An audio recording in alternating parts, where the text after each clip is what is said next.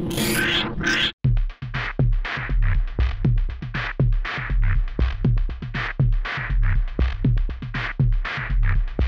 guys, I'm Arthur Gies, reviews editor at Polygon. Joining me today to talk about Bioshock Infinite, we have Chris Plante, Polygon editor at large, Ben Kuchera, senior editor at the Penny Arcade Report, Adam Sessler, editor-in-chief of Revision 3 Games, and Russ Frushtick,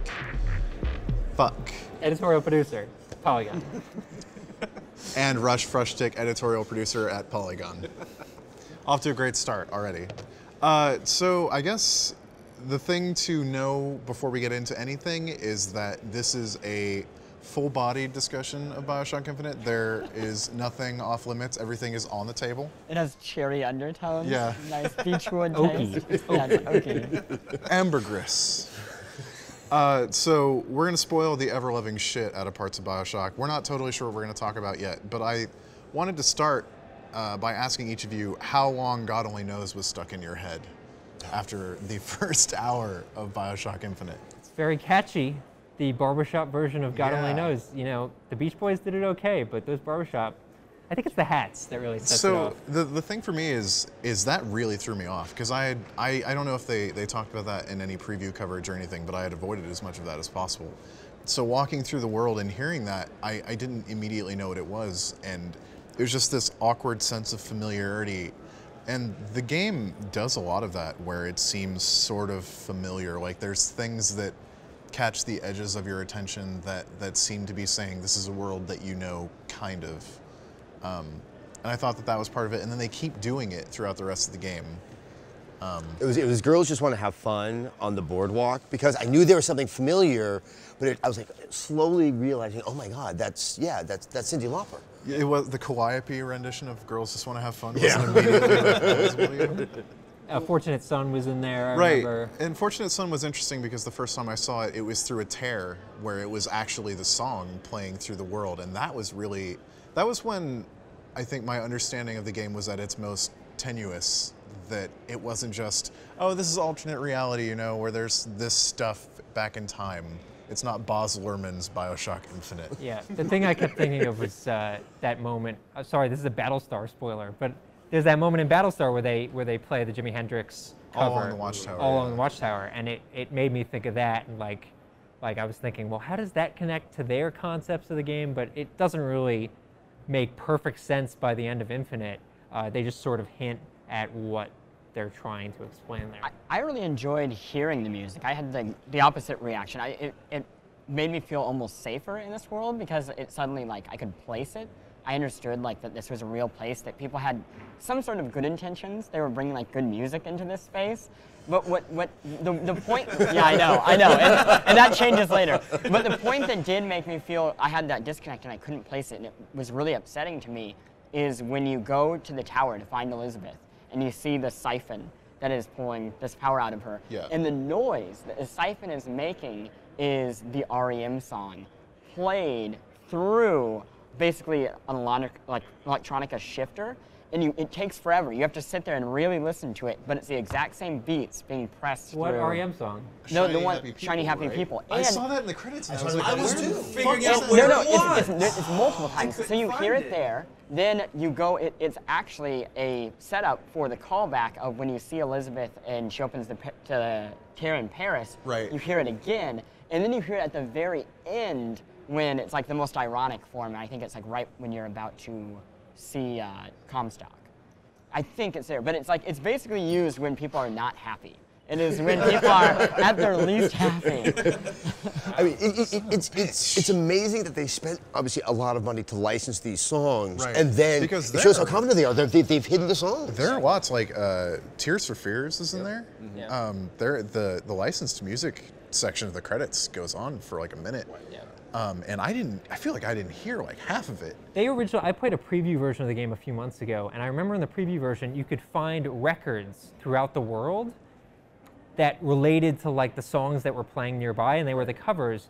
And it makes me wonder, either they didn't have the rights to do that, or maybe they did want to make it more subtle, and they were like, oh, So let's put this under the surface. The reason I was looking at Chris kind of funny as he was saying that it seems like it's just in this world and they have good intentions is because one of the things you find if you go off the beaten path enough is you find a building, and this is toward the end of the game, you find a building with a tear. And I think that it's actually Girls Just Want to Have Fun, like the real version.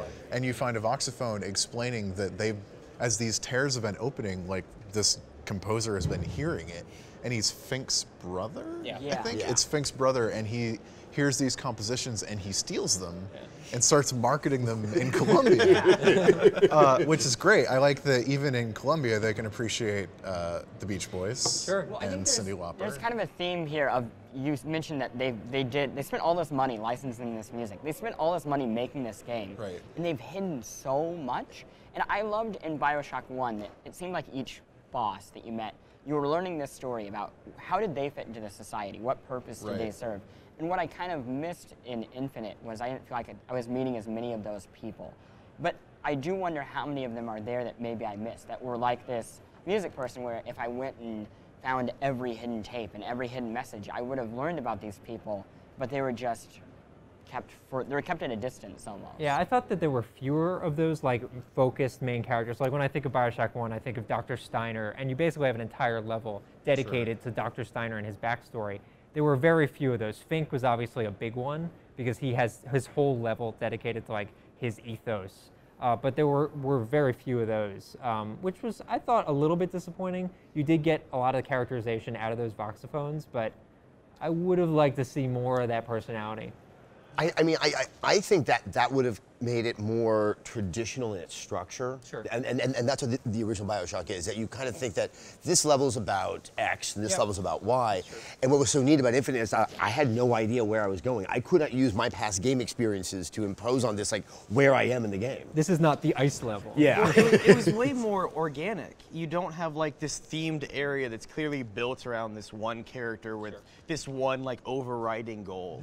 It's very much there. It's an interaction part of a much greater world than it is like you said, the ice level. It's like the Mario Mega Man thing, except instead of themes of environment, it's themes of history, specifically of American history. Because if you break it down that way, you're going through, well, this is like the perfect like representation of American history that everybody wants to remember, and that segues very neatly into ugly racial territory. But then it waits a while, and then the beach resort is that, but juxtaposed with like the black servants and the black handymen and the Irish and colored bathrooms, and that goes into military culture and the sort of dangers of American imperialism. And it's every section of the game is like broken into this, I don't want to say searing, but this very strong indictment of American history, particularly around the end of the 19th and beginning of 20th century. And that is incredible to me. And I expected some commentary because they haven't really done, like, you play Bioshock and if you're paying enough attention, you expect that there will be something there. But this was much more direct in that regard. When you're describing it like that, I almost wonder if I'm just wrong in that the flow just basically made it so I didn't think that it was so compartmentalized. Because there really are these characters in these places, and that there's the Raven cult house. There is the museum. There is the what is it, amusement park area. Like they are there, heroes. But because you're basically being propelled through this story, and what's essentially, you know, a chase to the finish line, you don't even notice like that you're there for that. It feels so incidental that you're going from place to place. Like it feels. It's not like, oh, here's the next story beat. I've got to do this big event. It's just, well, this is the next part of where we have to go. Well, there was no bathysphere, which I think makes a big difference. It's not like you're going into a room and then like select your level, like which was very blatant. So here, I mean, you're just on the sky rail and you jump off and suddenly or you get kicked off a blimp and you're in a new area. But if you think about it, the skyhook mechanic, it funnels you just as much as a tunnel from the original Bioshock did. It just feels so much more free. You can jump off whenever. You There's can an slow illusion down, here. but it's incredibly effective. But you're still being funneled to very specific areas. But there's also, you know, with Elizabeth, I think that distraction as well, it kind of hides the more typical game stuff that's in it, because she's leading you along. You're fixated on her. You're not noticing that. It's still a game that's happening here. The interesting thing to me is that the way it's structured, it's very driven. But the interesting thing to me is one of the main reasons to play it, one of the things that's most compelling about it is the notion of discovering more about that world, which is sort of diametrically opposed to the sense of urgency that you're supposed to feel as you're moving along with Elizabeth, where we need to get out of here. Sure, I'm going to take you to Paris. Oh, wait, okay, I can't take you to Paris. We need to get the fuck out of here. But first, I need to go find this voxophone and also a code book. So if you could just, like, decipher the code book once I find it, and we have to go back to the beginning of this entire area to do it, that would be great. Then we'll be right on to Paris. Well, there's a moment very late in the game when Elizabeth, you hear her being tortured. And she's like screaming in agony, and my insides were ripped apart because I see a blinky thing over there. And I gotta go screaming. get those silver pieces. And I mean, that's she can hold out. But That seems strong. When she's being tortured, there's an upgrade. There's like one of the things that you can use to upgrade your salts or your health, and I'm like, I'll get to you in a second, Elizabeth. But it does. I mean, I was genuinely torn. Like, it really was not an easy thing for me to do to like be like, well, this will help me in the game, and that goes to say a lot about the character that they made. And the nature of reality exploration that they do, seeing like the multiple possible Elizabeths and having that guide you as like the what could be and what you need to stop thing is really powerful. Yeah. Especially seeing old Elizabeth, like letting her show you exactly what's happening to New York. Yeah. And I think it's modern day New York is what they're 83, showing. actually. 83. Yeah. Where did you get 83 There's from? a ticker. There's a news Son ticker. of a Really? bitch. And that's consistent with Revenge of the Jedi, which would have been 1983. See, I knew it was in the 80s And because Tears of for the Fears. previous Yeah. tear. I didn't think of looking They for also tickers. say it in one of the.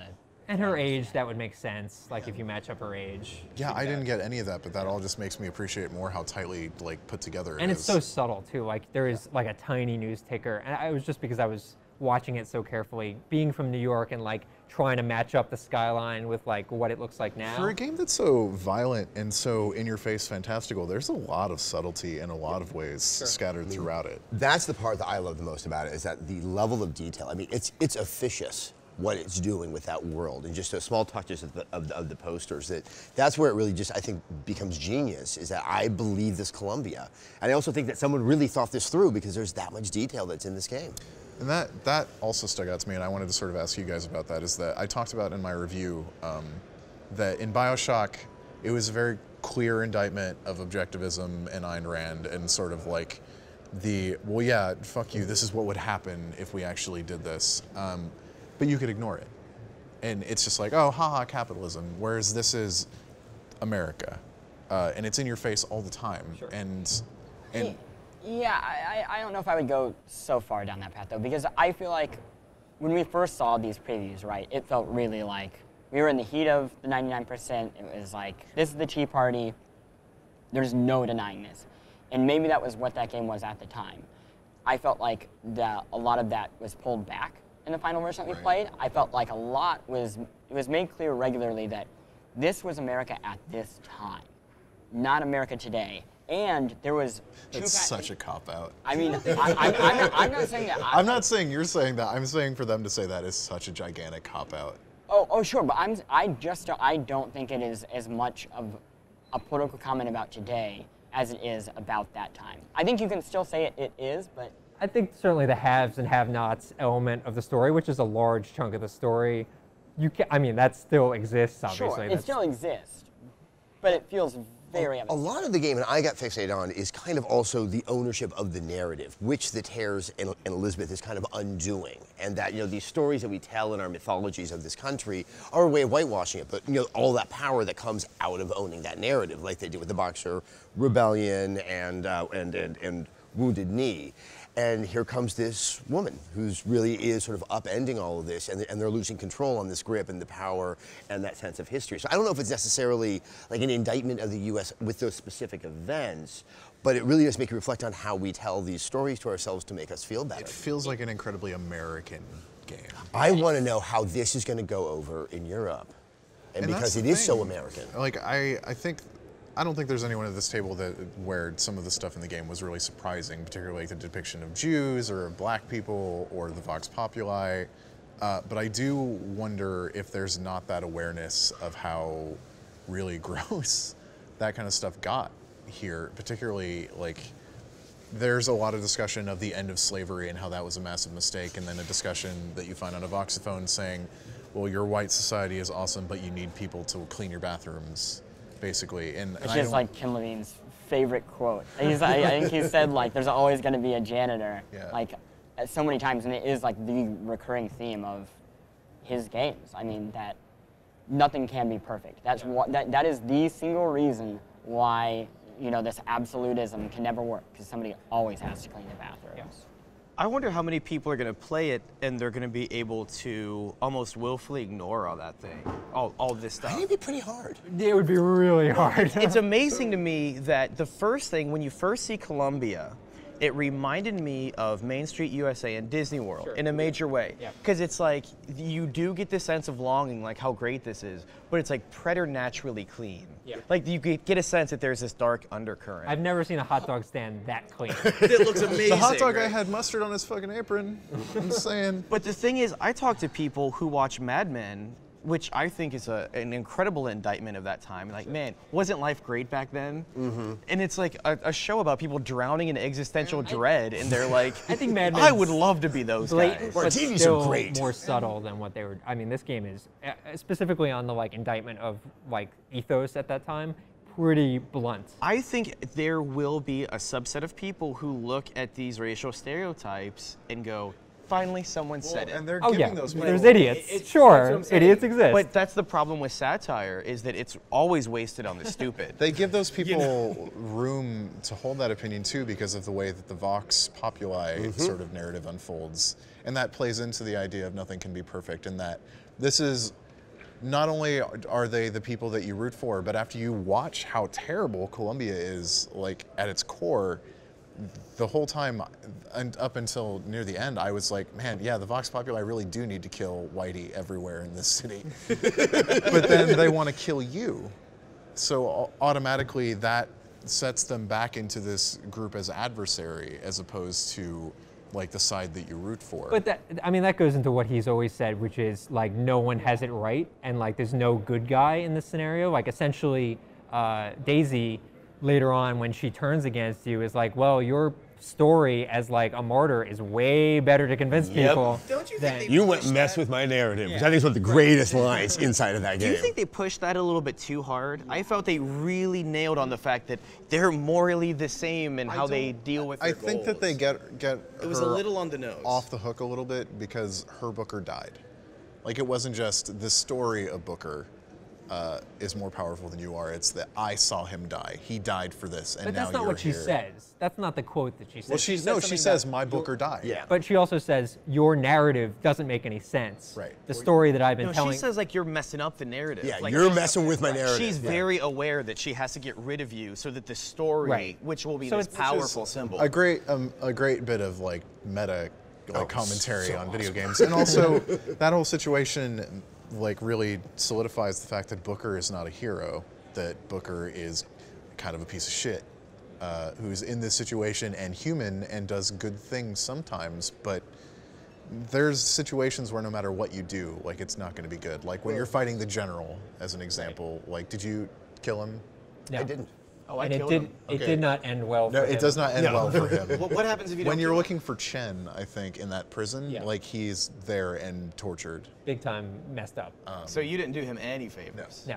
It's like And- The Witcher in that way. It's like, it's not good or bad. It's Right. this form of awful or this Or form of dishonored, awful. where Yeah. not killing them is always Not worse. killing him is always worse. Yes. Or like Walking Dead, where it's between two terrible choices. It's part of the curve of Elizabeth's innocence, like how she slowly loses that over the course of the game as she's understanding herself and the world she's in. Like her sort of naivety about what she is and where she is and the world around her goes away. And that's a really sad part of that story. Well, she becomes more sexualized after she kills Daisy.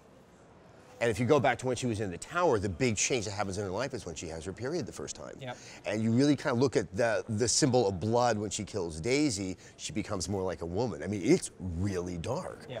And really kind of A unpleasant. little Shakespearean to be. Yeah, it's very much on the Shakespeare. Well, and that symbol of cutting your hair whenever you go through a rite of passage is mirrored through so many different stories through history. Yeah. And then she wears a new outfit and she's showing a little bit more skin and she's a little bit more self-composed.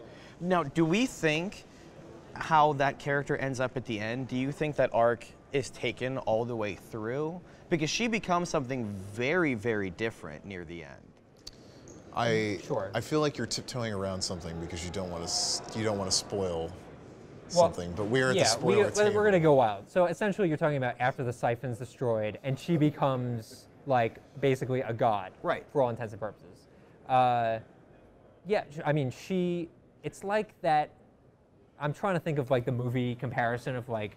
It's Dr. Manhattan. Yeah. When you perfect. can see That's perfect. when you can see that far, Yeah. you by definition lose all your humanity. Yeah. Yeah. She at that point is completely at peace. Yep. She knows everything that has happened and is going to, and she begins guiding you and teaching you. Yeah. You don't really make a decision.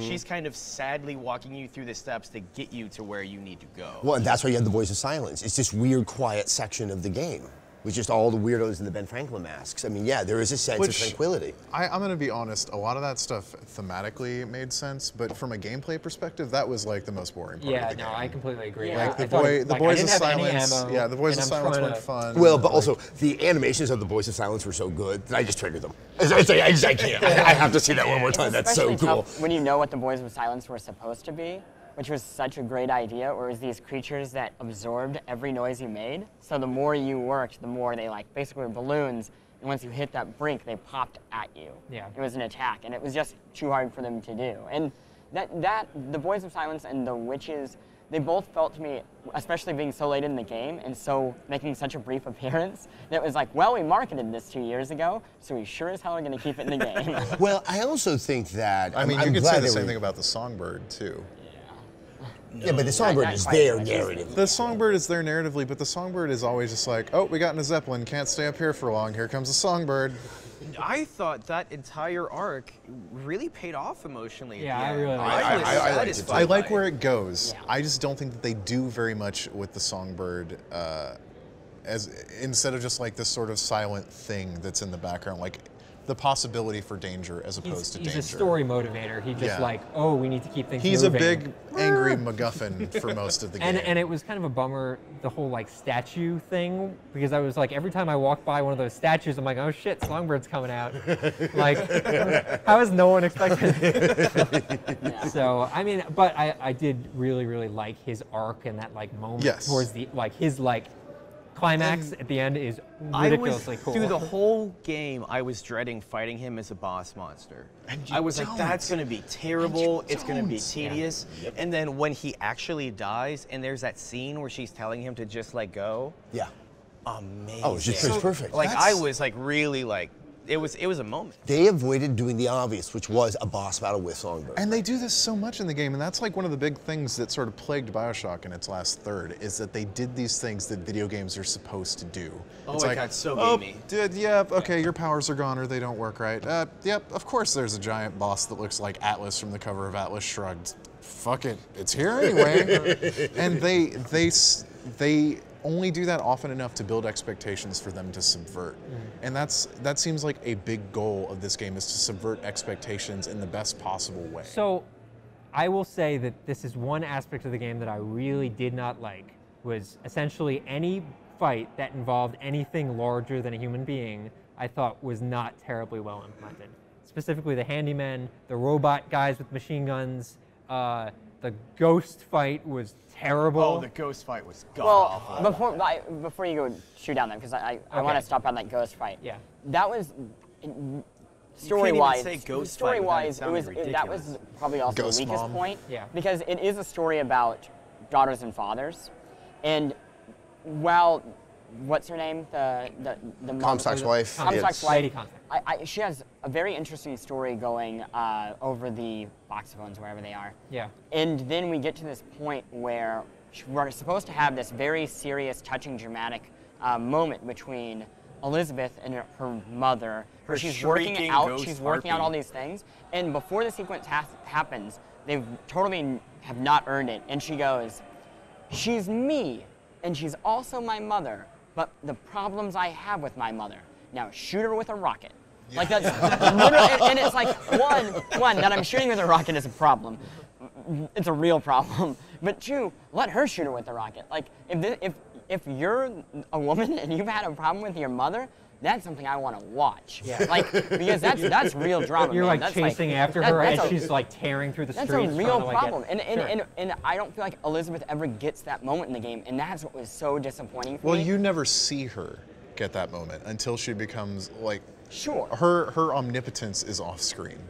Sure, but that you kill so many things, and that you can just never see her unload this incredible angst of being locked in a tower for all these years, abandoned by her mother. Just how much must be going on in your head? See, and not have her work that out? I'm inclined to give them the benefit of the doubt because that point is where you're starting to understand just how unhinged from one reality that the story is, and that's where Sure. she is starting to fully comprehend that things are not what they seem. Sure. I guess I would say a larger problem, and maybe this is just a technical problem with where games are at right now, is so much happens off screen. So much is delivered to us via these warbly voice boxes that when we finally see people, it's like, oh, you're that person that I've heard about. Now it's time to kill you. And you don't get to see these moments that would happen in any other medium where it plays out, where two people finally see each other and they like they leave it all on the table. And instead, leaving it all on the table means pulling out your gun and shooting. Yeah. And a lot of this sort of tension with Daisy, or the sort of understanding of her as a character, does come from the voxophones, where you learn that she did work in Comstock's house and that she was a confidant to Lady Comstock, and that she knows more than she's telling anyone about the birth of the lamb, Yeah. as they're putting it. So it's a little disappointing that that stuff is hidden in the voxophones, but it's easier to forgive that for me as a reviewer because they didn't go the route of Halo 4 and hide it somewhere else completely. Oh, God. Well, that should be. So maybe I'm a little broken on that. But I mean, I saw Lady Comstock, her being a ghost. Was going back to the ideas of narrative in this game, that like, you know, Ibsen's A Doll's House, he was so controlling of this story about her, and it becomes increasingly clear. It's like the ghost is kind of her fury, who this real woman was, Sure. that was also, in essence, kind of locked up in a tower because she was not herself. She was who she had presented herself as Comstock wanted her to be seen. Yeah. And also when she tries to free her from like the glass casket, that's where you start to understand that the realities that she's accessing are driven in part by her desires, which lends to this idea of her effect on reality. Yeah. I do want to go back and talk about the gameplay a little bit because we haven't touched on it too much. As I was saying about like the boss fights, the handymen, more often than not, I would find these, these moments fighting these guys where it would be, I'd shoot them a bunch of times, they'd get my health down, I'd jump on a skyhook, I'd run away. Elizabeth would throw you some health and some salts. Or I'd find like a tear that had like the thing I need, and then I'd like hunker down by that tear. Right. And just the combat to me, what I missed personally from Bioshock 1 was the more personal 1 versus 3 or 1 versus 5 combat, whereas this game, in addition to throwing these giant guys at you, sends 60 guys at you, which is a technical marvel. It really is quite amazing. I found that part really fun, like the masses of guys, because it gives you. It made bucking Broncos so cool. Here's the thing, you guys use that. I never use that. I use Murder Pros all the time. See, so the loadouts that you can get in this game with all those abilities, I know they're randomized, but I feel like I must have just gotten a bad luck of the draw, because I was given so much power so early that I had no reason. I basically had an ability where I could seal mana or whatever and health. Yeah. And I could set everything on fire if I just touched one bad guy. So I would use the ram power, and I would just, from one person to the next, bouncing back and forth. Every time I hit them, it filled my health fully to the top. It filled my magic fully to the top. And I was just zipping around the place. And it was like... It did feel like it was really lacking in character advancement, which is a shame because I know that was something they initially really wanted to focus on. I mean, all it is in a way, it might be a struggle in the kind of shooter that they wanted to make, because on the one hand, you've got like the sort of classic like Doom progenitor where you find a new weapon every couple of levels, and eventually it's just, why have all this stuff?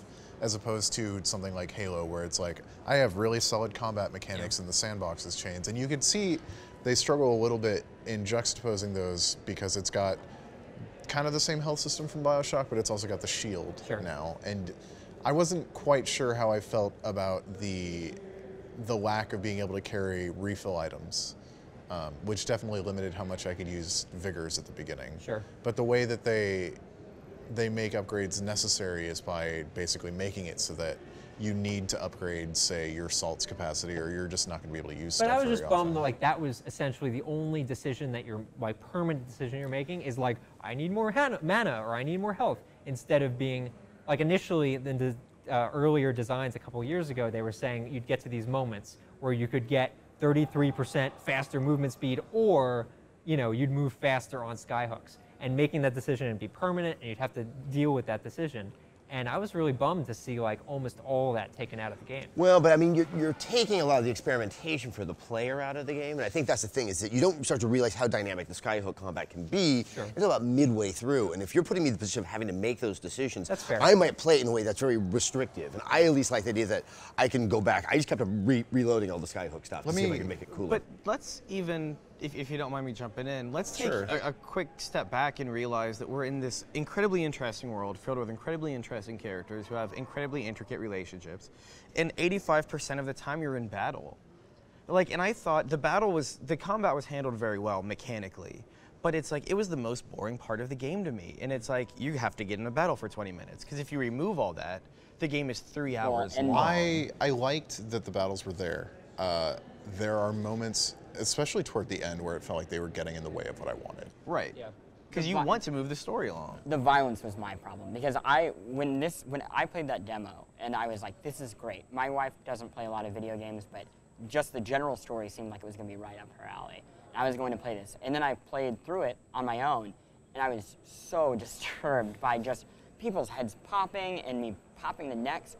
And she saw it for a second, and she's like, what is this awful thing? And I was like, oh, this is that game that you were really excited about. And she's like, no. Yeah. That alone will keep her away from it. And I don't know why it needed to be There's there. a lot of dissonance with that, because essentially the whole game, Booker's saying, I was this awful person, you shouldn't trust me. And Elizabeth will actually react whenever you do an assassination. She'll be like, oh. But then there's that, like, immediately after that moment, she was like, here's some ammo. And it just did not work. I also love at the end of the game when things are really bad between the two of you, and she's like, I just don't know, Booker. Ammo over here. Yeah. I did, yes. Can you pop this lock for me? Yeah, can you pop this lock for me? Sure, this is the easy lock, Booker. Yeah, I mean, I don't know why they put the violence Sometimes in, it's a video game. Yeah, I think that's what it Did comes down to. Songbird not realize he was bringing books about like lockpicking? Like, was there no like cosmic librarian There's some bad going? parenting from the Maybe bird. not this one. Like gun I just repair. imagine him at the library like, and then it's like, you stupid bird, you can't read. And he's like, So I kind of wanted to ask you guys where you were coming to the game from as far as how much you'd exposed yourself to before the game came out, because Frushtick and Plant, you guys have both played big chunks of the considerable game. amount, Well, including talking to Levine. Yeah. I played the first 2 hours. Right, and I mean, I know all of us have seen the game Yeah. like a few times over the last few years. Yeah. But I had just gone on total lockdown on this Which game I for like would the have last 7 preferred, months. certainly. So I had sort of forgotten like everything that they'd ever said about this game, because I was making a conscious effort to ignore it, because I played Rage and didn't want that to happen again. Wow. So I wanted to sort of ask you guys where you were coming to the game from as far as that, and if that affected your enjoyment of it or like your understanding of it. I kind of tried to walk a line a little bit. Like, if you have this job, you can't avoid seeing trailers or interviewing Ken Levine. Well, if you like follow video game coverage, you haven't been able to ignore this. There's been a new trailer for Bioshock like every week. Right. But it's like, on the other hand, you don't have to watch all the videos. You don't have to go. You don't have to go in depth. So I feel like I covered the game in what I hope to be an effective way and gave my readers good information. But at the same time, I was surprised by the majority of it. From the beginning on, I felt like I came to it from a very good place. And I was surprised, and I didn't know what was going to happen next. And I really enjoyed it.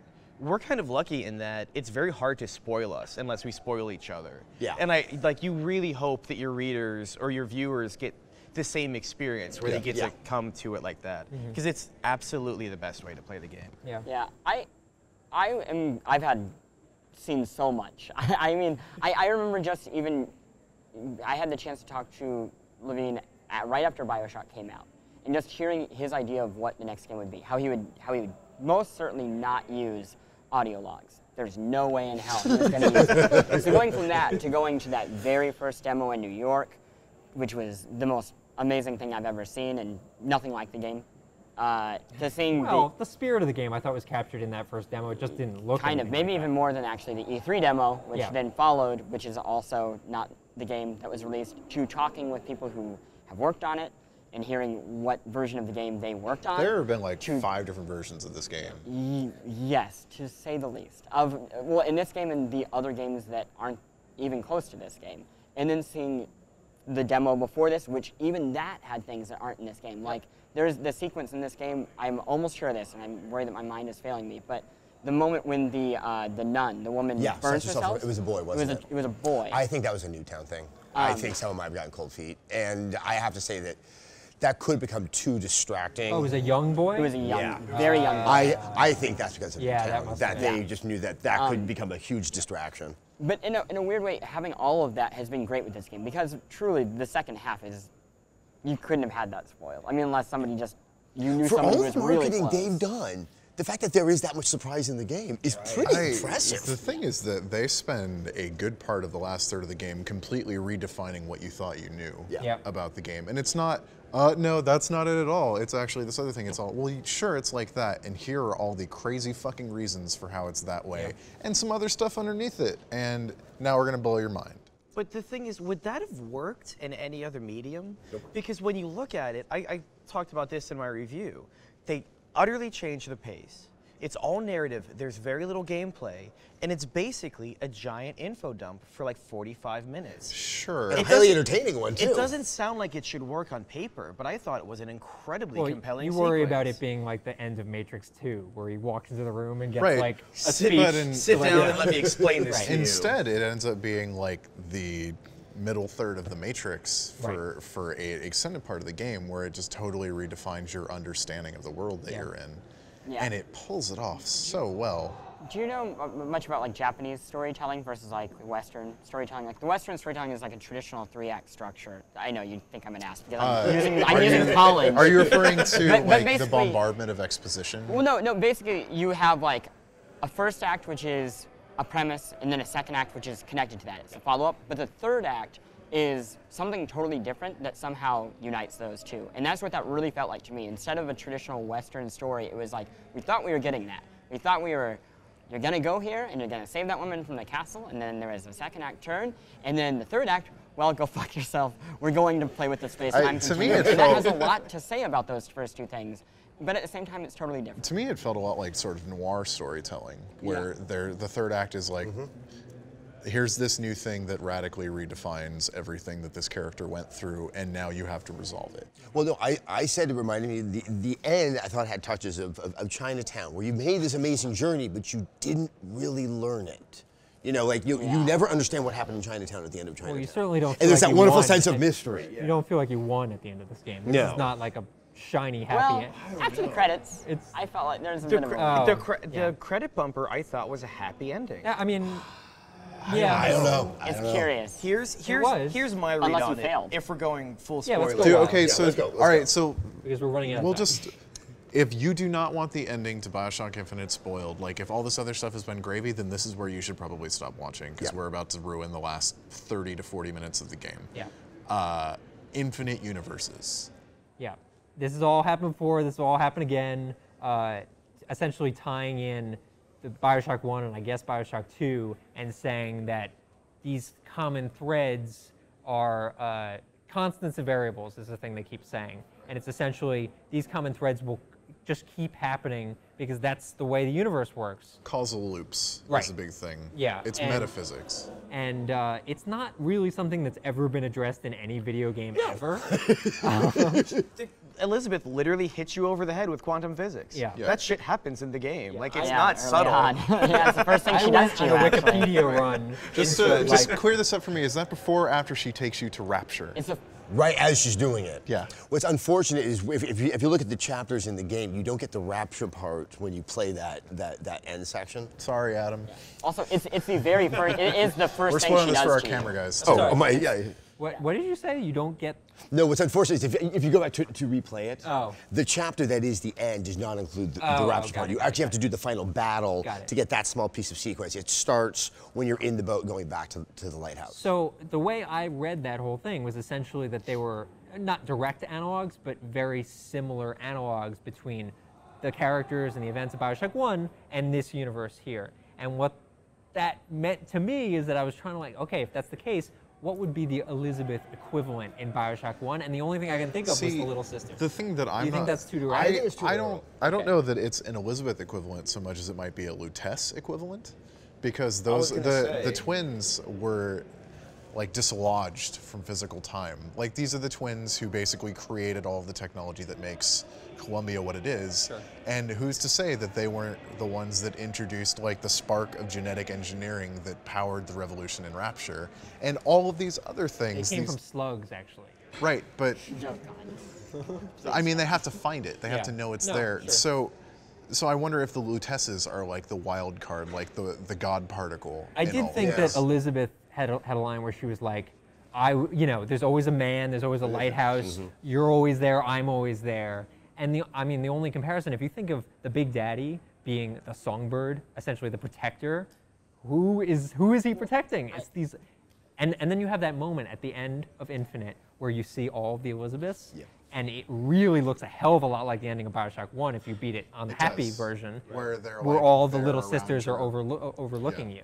I think it's there. I think it infers it. I don't think it's like a one-to-one Oh, no, I don't think so. correlation. But I mean, I saw a lot of the message at the end also. This is what games do. Yeah. We all have a slightly different retelling of the same story. It's like chaos theory. It's infinite potential in a finite space. Yeah, I don't think it's a one-to-one. Each lighthouse is a different game. Like the idea of rebirth as a new character, like the sort of corollaries between past events and the beginning of Infinite, the fact that the priest that that baptizes you as you go into Columbia is the priest that made Comstock / Booker born again. Not only that, do you know what he says when you first walk up to him?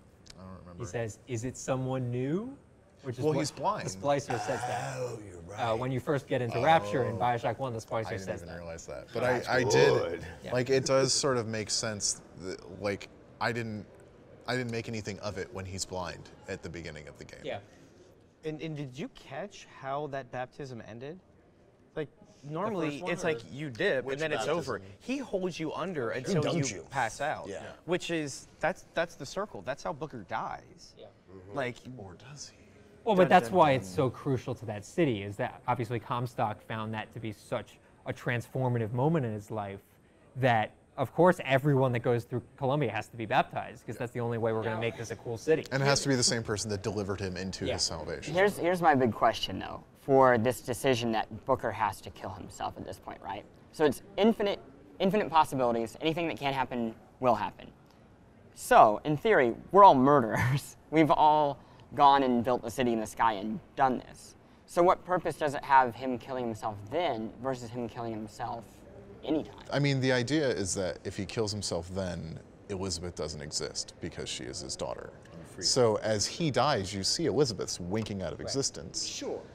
So With the implication that the final Elizabeth is actually going to disappear as well, which does or contrast with does what it? happens after the credits. It's So like there's a- it's the top that doesn't drop. There's or keep spinning. there's an Inception theme because as each one disappears, you hear the note. Oh, yeah. And then there's one Elizabeth left, and the final note. Yeah, cut- There's a exactly. jump cut, and then it. Oh, I didn't notice that. Yeah, they were doing dumb. You don't see it, dumb, yeah. and then it dies. But the implication, the reason that they're all there is essentially this is happening in every reality, and that's why Comstock never exists. Is that what they were? Yeah. That's sort of how I closed read the it. loop. Because it wasn't just happening in one reality where he didn't become. I was it like, every it's reality. funny, as I got to the end of the game, as I was stunned, like there was one asshole sarcastic thought in my head, which is like, when the fuck did this game turn into Time Cop and Back to the Future?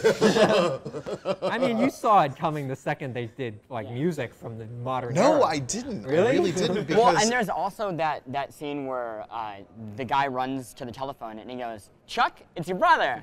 I have to tell you about this great new song." And they're like, "Whoa." Well, I do want to mention one other thing, and I have no idea how this fits into anything, but there's a moment where you're walking through a turnstile and there's a woman there, and she's like, Oh. Annabelle?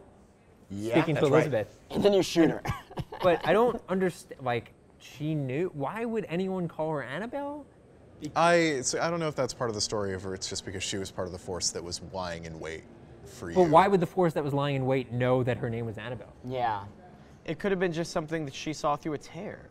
That's the thing. You could you could explain a lot of this just in the fact that a lot of people in this world know more than we think. You can hand wave it. They were listening to a fucking tear. There was a tear there. I don't know. I mean, if it had achieved, if it had executed poorly on a lot of what it does with metaphysics and alternate realities, it would be easier to hold its feet to the fire on the things that it doesn't close. But because it does, it gets the benefit of the doubt. DLC! And it's also... And there will be DLC. Yeah, there will be. There's going to be DLC. There's a lot of questions unanswered. Yeah, it's a bit of the Chris Nolan problem, and I have many problems with Chris Nolan movies, but there's a willingness that you're required to jump into, and I do not like that. That is one thing I don't like about the game, is that it can get away with those, and that people who do criticize that will be shown the door, because it's like, how dare you question that? Everything else works. I don't know that's what this game will do. I feel like this game will inspire discussion about that stuff and what it means in a way that games really rarely do. And even Bioshock,